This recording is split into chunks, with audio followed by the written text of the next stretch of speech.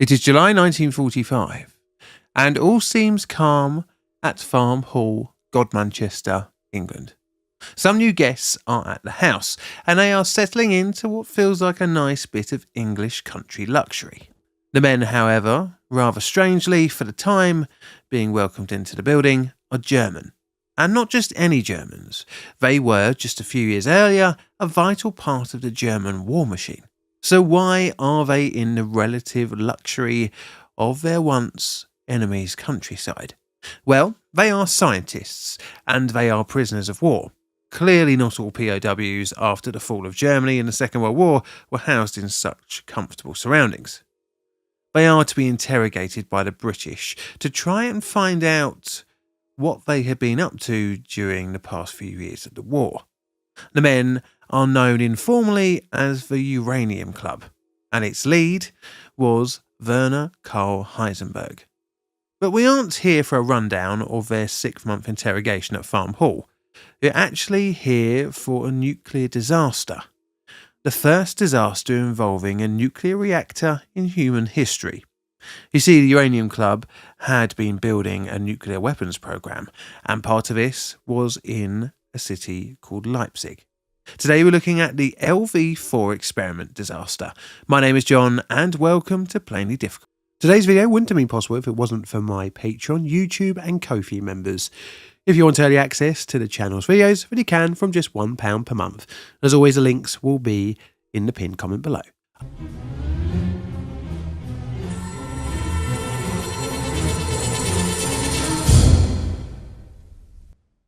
The German pursuit of nuclear.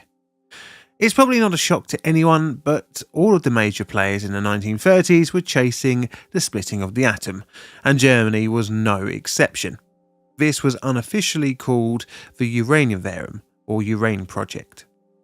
Beginning not long after the discovery of nuclear fission in 1938 by Otto Franz Straussmann, Lisa Meitner, and Otto Robert Thursch. The discovery would pave the way for nuclear power and atomic weapons. Happening just before the outbreak of the war, the discovery managed to make it to the United States. The German nuclear efforts would quickly be stunted after the invasion of Poland, when men in the scientific community were pressed into service in the Wehrmacht. The drafted scientists were moved to a German army-led nuclear weapons program in the Heereswaffenamt. The Germans' weapons program was split into 3 sections: the uranium machine, or also known as nuclear reactor development, which is the main focus for our video today, materials production, i.e. uranium and vital heavy water, and uranium isotope separation. However, the project was slated to take at least 5 years before any usable weapon could be created, and because of this, in 1942, the project was very fragmented, with each department doing its own research to its own set of goals, and in relative isolation from one another. In order to research potential critical assemblies for uranium machines would be tested at the Physics Institute in the University of Leipzig. They would be named L1 to L4 and were built to Heisenberg's theoretical work and tested by Robert Doppel. The test reactors were spherical, again following Heisenberg's theory. At one point, there was even another experimental pile at the University of Heidelberg.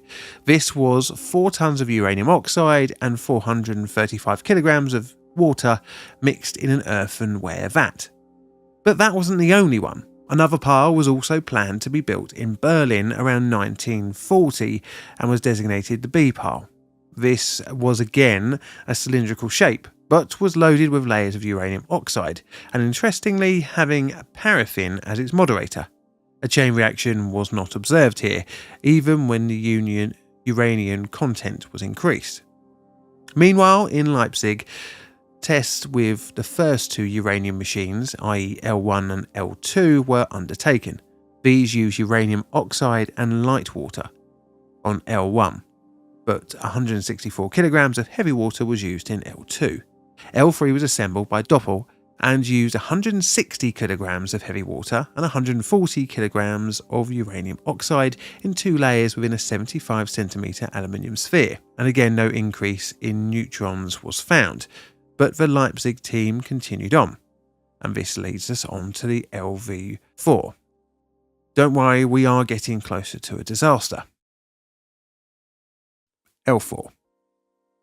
The next part of the project was the L4, and it began in May 1942. The L4 pile used the same sphere principle style, with pure uranium powder weighing at 750 kilograms with 140 kilograms of heavy water. These contents were placed within two aluminium hemispheres bolted together with a diameter of around 80 centimeters. The whole assembly was submerged in a bath of light water for neutron reflection and for a kind of biological shield. In the centre of the assembly was a neutron source injection channel, in which a beryllium starter source would be inserted. At the top of the reactor vessel, there was a vacuum. This allowed for thermal expansion of the heavy water. But those of you who have seen nuclear reactor-based videos on the channel before might have noticed something a little bit absent. That is, any form of radioactivity control, if a chain reaction were ever to take place. Thus, there was no real way to shut down the pile if it got started. During the 20 or so days that the L4 was active, the scientists noticed that the pile was beginning to emit more neutrons at the pile's surface than just what the source itself would have emitted. It looked like the pile was starting to work. However, scientists working on the pile saw bubbling water at the top seal, and this was hinting at a potential leak. This was June the 23rd of 1945. Operators were ordered to open up the pile, bearing in mind that the reactor had no criticality controls. When the pile was opened up, air was sucked in from the vacuum at the top of the pile. The air, most notably the oxygen in the air, reacted with the hydrated uranium powder. Quickly, the mixture ignited, and temperatures within the pile sped up to nearly 1,000 degrees centigrade. This ended up boiling the water inside the sphere and the light water reflector.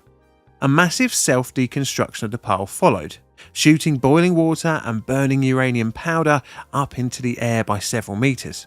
Multiple smaller explosions and fires would continue on for 2 more days after the accident, in doing so destroying the building and the pile that was situated within it. The human cost is very vague. Reportedly no one was killed by the accident, although some other reports have had the death toll up to 4.